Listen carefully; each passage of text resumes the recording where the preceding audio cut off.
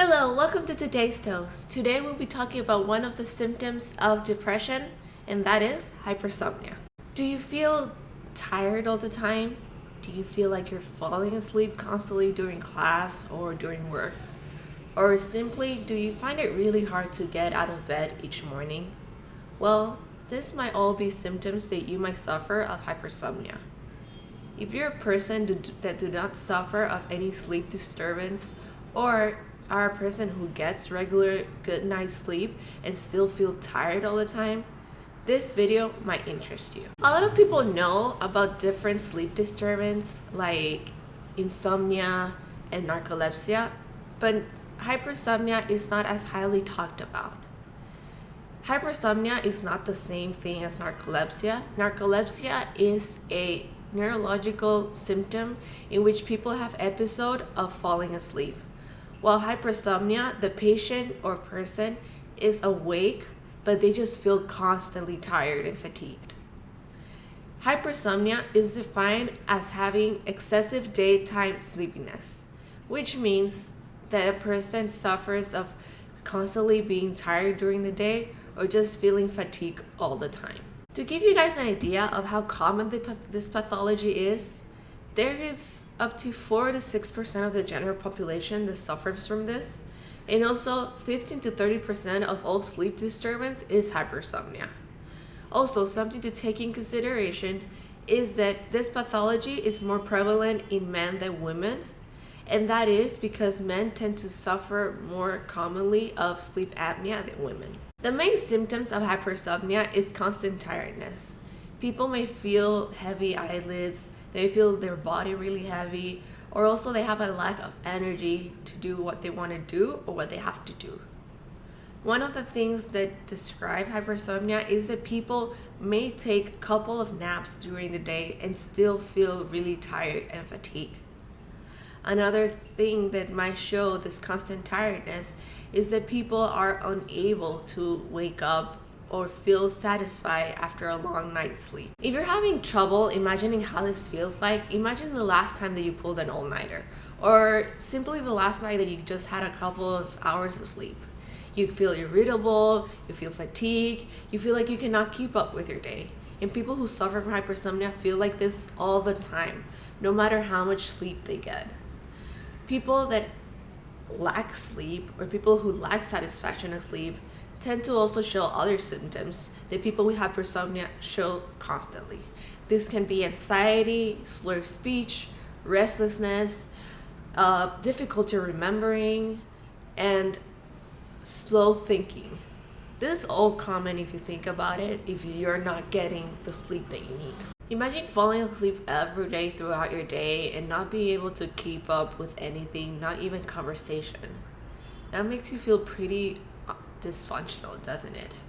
Well, thankfully, hypersomnia is a symptom that turn on a red bulb on people with depression to make sure to tell them that there's something that it's not quite right. But hypersomnia is not only associated with depression. It can be 1, a symptom of another pathology, or 2, it can be a diagnosis of itself. We have what is primary hypersomnia, that is when someone has problems with their control of sleep and wakefulness. And then we have secondary hypersomnia, that is when someone is suffering of hypersomnia due to another pathology. This could be like sleep apnea, which forces you to wake up during the night because you're not able to breathe correctly while sleeping. There are multiple ways to diagnose hypersomnia. Usually hypersomnia is diagnosed clinically, but if you want to know the underlying cause of this, you have to give the patients different tests. There are different tests that you can provide. Some are psychological tests, psychomotor tests, also tests that describe the sleep cycle of a patient, and other tests related to sleep. Don't get frustrated if your doctor is unable to diagnose you with hypersomnia, just because there's a lot of things to play into someone's being tired throughout the day, so they have to take this in consideration. Also, a lot of other pathologies are the cause of hypersomnia, so sometimes we are diagnosed with that other pathology and not hypersomnia as it is. In terms of the relation of hypersomnia and depression, it is much like the relationship of the chicken and the egg. No one really knows which one came first. This is because hypersomnia is a symptom of depression, but at the same time, people with hypersomnia have a higher prevalence of suffering of depression. It is important to differentiate a poor sleep with hypersomnia because in melancholic depression, the most prevalent sleep disturbance is poor sleep. This means that the patient has trouble keeping sleep during the night or falling asleep, and this might cause tiredness throughout the day and also cause the patient to take multiple naps during the day, which can be highly confused with daytime sleepiness. Now, what do we do in terms of treatment? Well, to treat hypersomnia, doctors will usually focus on the underlying cause and treating that first. Being, if someone is suffering depression, they will give them therapy first. And if someone is suffering of sleep apnea, they will give them medication or guide them into surgery to better the sleep apnea. If everything is being controlled in the side of the underlying cause, then we look more into what is sleep hygiene. What is sleep hygiene? Sleep hygiene is how we take care of the quality of sleep that we have at night. And there are multiple ways that we can work on this. If you're someone who's suffering of hypersomnia or insomnia, sleep hygiene might be a good thing to implement into your life. The different things that you can do is, one, you can go to talk therapy. And this way you can hash out what are the things that are preventing you from having a good night's sleep. This being stress or being bad association with sleep. Also, another thing to improve your sleep hygiene is things like organizing your day better and having a consistent schedule of when you're going to go to sleep and when you're going to wake up. This way your body is more accustomed to a schedule and it better knows when it's supposed to go to rest and when it's supposed to be awake. Something that is really cliche and you might have heard a lot is that you're supposed to not use your electronics during this night. But this actually has scientific basis behind it. One, using your devices at night can overstimulate your brain, which prevents you from falling asleep. But also the blue light that is emitted by electronics can affect your production of melatonin. Another thing related to routine that actually can help you a lot is having a nighttime routine. Things that you can do for your nighttime routine maybe is do some light yoga or maybe do some reading, maybe even have like a skincare routine. That this would actually help your brain register that you're winding down and that you're gonna go to bed soon. Another thing that it's really important is that maybe allocate 30 minutes before going to sleep to winding down. This could be by doing your nighttime routine or just by laying down in your bed without moving a lot. And this actually helps you relax and it actually helps to signal your brain that you're gonna go to sleep. Sleep hygiene is not a day to night process, so please be patient. Sleep hygiene does take a time for your body to get accustomed to the new things that you're implementing, so keep in mind that change is gradual and don't get frustrated. Another thing that could help is dimming the light before going to sleep. During this nighttime routine, you could dim your light. And also, another thing you can do is that you can buy those stars projectors that are really pretty, but also help you to decrease the amount of light that you're getting right before you go to bed. Another cliche that has shown to do a lot of improvement is meditation. I know that meditation is really hard, and more being at the pace that we're living day to day, maybe taking time to be with your thoughts can be really overwhelming, but meditation can help you wind down and it can help you calm and focus on your breathing, which can help you to relax. So maybe try meditation out. Another thing that can be affecting your ability to fall asleep is that you're tossing and turning right before you go to bed, and this can actually activate your brain to tell them to wake up. So make sure that you focus better on your breathing and how that is going rather than on the position of your body. And if you're being disturbed by the things surrounding you, make sure that the place that you're sleeping in is comfortable enough so you don't have to toss and turn. Lastly, something that personally has helped me a lot into getting a better sleep at night is working out. I know it sounds pretty contradictory of going to work out and then going to sleep, because people associate working out with getting your body active, but actually it's shown in studies that even 10 minutes of light working out, like walking, can actually help you to fall asleep.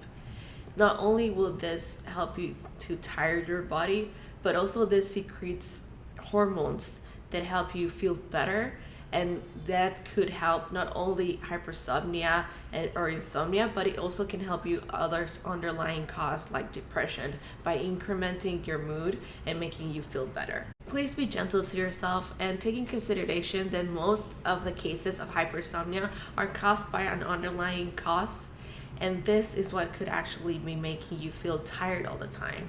So be sure to check out with your doctor to see if there is a psychological background to it, or if there is actually a physical background to it, to make sure to treat those first, rather than focusing on you and focusing of like making yourself feel guilty and thinking that it's your fault that you're not getting the right sleep, or maybe you're not doing enough. Most of the time it's not your fault. And most of the time, you cannot only fix it by fixing little things into your life. You actually need medical attention to treat what is causing it. Some of the things that I have personally added and have experienced with trying to work on my sleep hygiene is, one, that having a constant schedule to falling asleep and waking up can be really hard, because we are so stimulated throughout the day that falling asleep at night can be so hard. So one of the things that I recommend is maybe downloading, or just in YouTube looking for story times or an audiobook, and just try not to be looking at a screen but listening to something that might relax you. Another thing that I have struggled with is setting a time to wake up. And at the beginning, I always tried to wake up at a not realistic time. And then what I did is that instead of just one day deciding to wake up at a certain time, which I usually don't do, I try to increment it. What I mean with this is that if I want to wake up at 6, what I would do is that the next day I would not beat myself up if I woke up just 1 hour earlier than what I do before, because I had to understand that my body is not a costume to wake up at that time. So you actually have to teach your body to feel okay to wake up at time. And with time, your body would actually know and regulate when you wake up, and you might not even need an alarm clock to wake up to the certain time that you want to. Lastly, the last thing that I will tell you guys that I have implemented myself is adding journaling to the end of my day. This helped me because most of the time I have a lot of things in my brain, like the things that I have to do the next day and such. And what I do is basically I dump it out all in a page, and that way I know that I'm not gonna forget it, and also I can relax and try not to think about those things. Lastly, like we talked in the past video, depression is a really serious illness, and it's something that actually can get better with time if you find treatment. And hypersomnia could be a sign that you might be suffering of depression and you don't know it. So if you have the symptom of hypersomnia or any other sleep disturbance like insomnia, but you also have feeling of worthlessness, changing appetite, and depressed mood, anhedonia, thoughts of suicide, please make sure to go to a professional, and that could be a psychiatrist or a psychologist, and that way you can actually find appropriate help for what you need.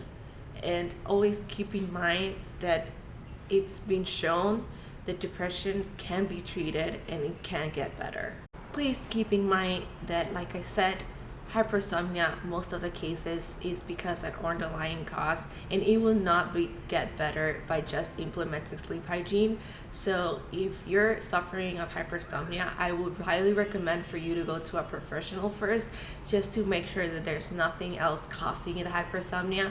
And after that, they also might help you with medication or different treatments that you might not be able to do by yourself, and that could possibly help you even further with your hypersomnia. Thanks so much for joining me. If you have any questions or comment, please make sure to leave it down below. And if you're interested in topics of mental health, please make sure to subscribe.